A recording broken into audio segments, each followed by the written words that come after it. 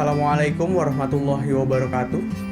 Saya Muhammad Hitsnan Hidayat, peserta KKN Nasional Fakultas Ilmu Pendidikan Universitas Muhammadiyah Jakarta, Program Studi Pendidikan Matematika. Pendidikan menjadi salah satu hal yang penting bagi anak. Namun dalam masa pandemi ini, rasa-rasanya pendidikan semakin sulit untuk dinikmati. Pendidikan dari rumah menjadi satu-satunya solusi atas masalah masa kini. Tidak hanya sebagai solusi untuk masalah pandemi ini, pendidikan dari rumah memang patut dan selayaknya dilaksanakan oleh orang tua. Pendidikan yang bukan semata-mata terkait dengan mata pelajaran, lebih kepada pendidikan kecakapan hidup yang berguna bagi anak ke depannya. Sulit dilakukan, namun menjadi layak untuk dicoba. Saksikan video berikut ini untuk mendapat gambaran yang lebih jelas.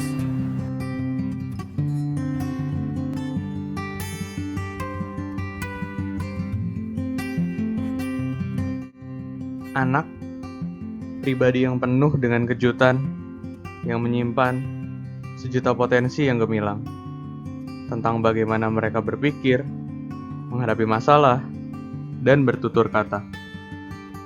Di sisi lain, anak adalah pribadi yang secara alamiah tertarik kepada dunia dan secara aktif mencari informasi-informasi yang dapat membantu mereka memahami dunianya tersebut. Berbagai macam lingkungan dapat menjadi sumber bagi anak untuk memperoleh informasi, misalnya kelompok bermain, masyarakat sekitar, dan keluarga. Dari kelompok bermainnya, anak mengenali perilaku baru dari teman-temannya, sekaligus mendengar dan mencoba menduplikasi perkataan yang digunakan di dalam pergaulan.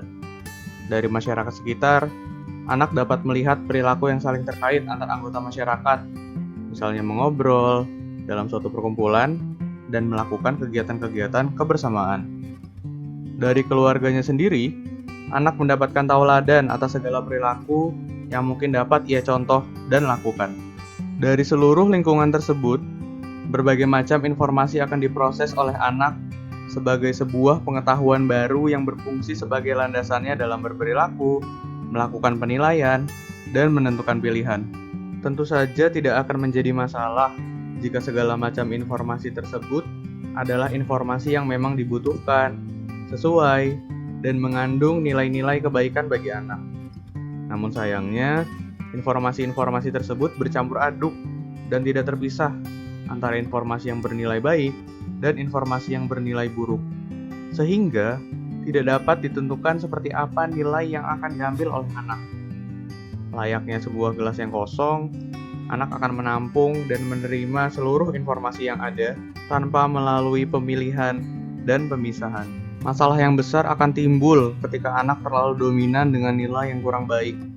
Mereka dapat memberikan pengaruh kepada teman-temannya, sehingga siklus pengaruh ini akan terus berulang.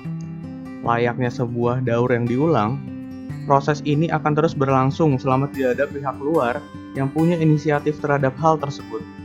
Pihak tersebut adalah orang tua. Orang tua berperan penting dalam menanamkan nilai dan norma kepada anak. Bentuk penanaman tersebut dapat dilihat melalui berbagai macam kegiatan mendidik. Contohnya, pertama, ketika orang tua banyak mengajak anak berbicara supaya anak terbiasa dan lancar dalam mengucapkan bahasa. Kedua, ketika orang tua membacakan cerita-cerita atau dongeng pengantar tidur kemudian mengajak anak mendalami cerita tersebut. Ketiga, ketika orang tua menemani anak mengamati keadaan sekitar supaya anak memiliki kepekaan dan pengetahuan tentang lingkungannya. Melalui pendidikan inilah, anak akan mendapat kompetensi untuk mampu menyaring berbagai macam informasi dari beragam nilai yang ia dapat. Tentu saja pendidikan yang dimaksud bukanlah pendidikan yang didapat dari lembaga-lembaga pendidikan, namun pendidikan yang langsung diberikan oleh orang tua. Karena dalam prosesnya akan melibatkan cinta, intensitas komunikasi, dan kualitas untuk kepentingan tumbuh kembang anak. Kemudian, bagaimana orang tua melaksanakannya? Ada beberapa prinsip yang perlu diperhatikan. Pertama, kenali anak dan masa pertumbuhannya. Anak banyak meniru dan mengingat. Tanpa disadari oleh orang tua, anak mampu meniru perbuatan dan mengingat perkataan yang mereka dengar dari sekitar. Kedua, memecahkan masalah melalui dialog.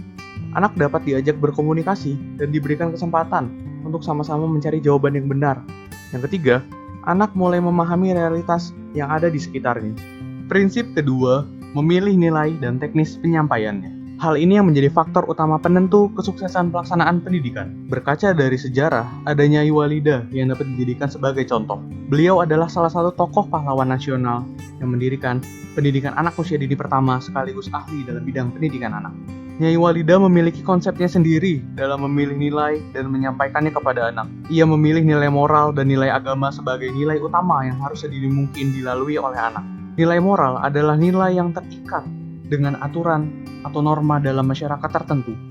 Pengetahuan terhadap norma akan membuat anak menjadi pribadi yang dapat bersikap sesuai dengan lingkungan sekitarnya. Sedangkan nilai agama adalah bagian dari nilai moral yang secara spesifik terikat dengan ajaran suatu agama.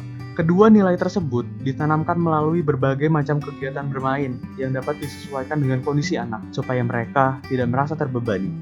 Pada akhirnya, setelah anak melalui proses penanaman nilai-nilai tersebut, mereka akan memiliki alarm alami yang akan menjaganya dari nilai-nilai yang kurang baik yang berasal dari segala macam informasi yang mereka temui di lingkungannya. Seperti itulah gambaran mengenai pentingnya dan bagaimana melaksanakan pendidikan dari rumah. Semoga video ini dapat menjadi manfaat. Wassalamualaikum warahmatullahi wabarakatuh.